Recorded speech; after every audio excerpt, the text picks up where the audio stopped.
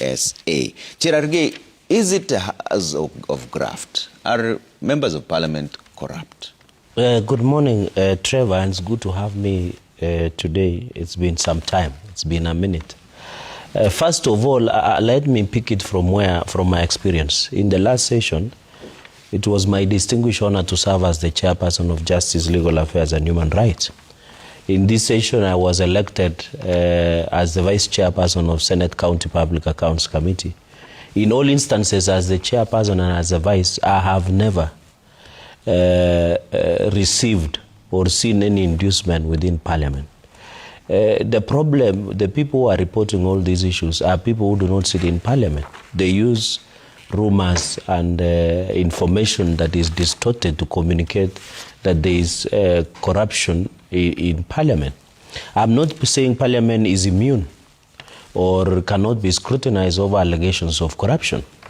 But doing blanket condemnation the way media are doing is very unfortunate.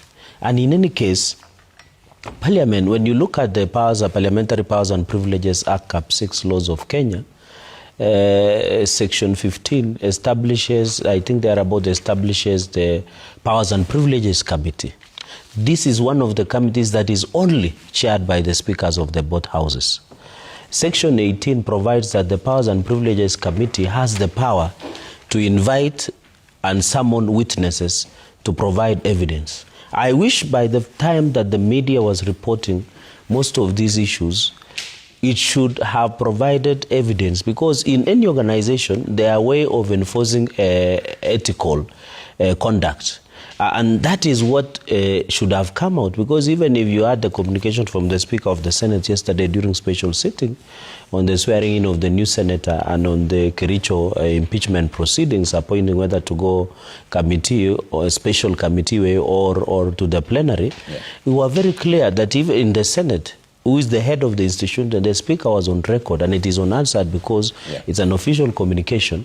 He has indicated that he has not received any allegations, be any bribery allegations, corruption allegations, misconduct by members of the Senate, and therefore we leave it at that, because he's the head. Two issues you're raising there. So are you now saying that the president is peddling rumors? No, I want to thank the president, because when we sat in parliamentary group committee for bringing this issue up, so if you add in my remarks, I have said no, Parliament is not immune or cannot be scrutinized based on allegations, just like judiciary, just like the executive. It's a direct question. Are MPs corrupt? They are not. Unless you become specific, I will only take a position if you can give me X, Y, Z MP is corrupt. Is lying. No, I'm not, and that is why I thank the president, because he said he's exposed to raw intelligence.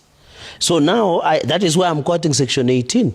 Now the speakers, and if you remember in the Public Accounts Committee, I put the challenge to the speakers that now that the president has brought these issues of allegations against corruption of some members of parliament, he didn't name, because I was in that parliamentary group meeting, it was live. I'm challenging the speakers of both houses, because they chair Powers and Privileges Committee, to use Section 18, and now that the president has brought this conversation on the table, to request for this information on specific individuals, members of parliament. Do you believe there's some truth in what the president said?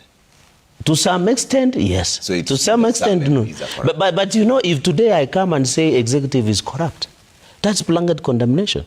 And that is why I'm saying now that the president was said in that forum, and he said he might direct the arrest of some members of parliament, it is now, that is why now, you know, Trevor, it is a procedure. Now that the speakers who are the chairs of parliamentary committee on powers and privileges can go further and request for that information. You're also accusing the media of reporting on this, and you're talking about summoning witnesses. Should the president be summoned? Of course, under the Constitution, and maybe a Kuro court will tell us, but under Article 125 of the Constitution, Parliament has power to invite. It's not even, you know, there is difference between invite and summoning. You only summon somebody if they have declined to appear.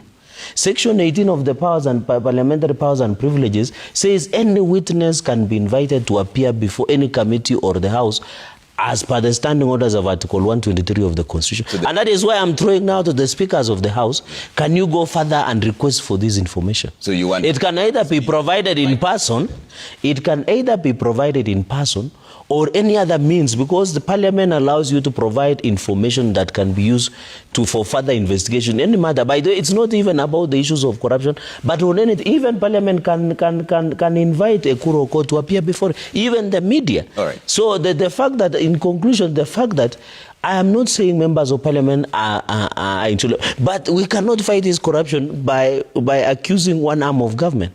We need to fight this corruption in executive, judiciary, in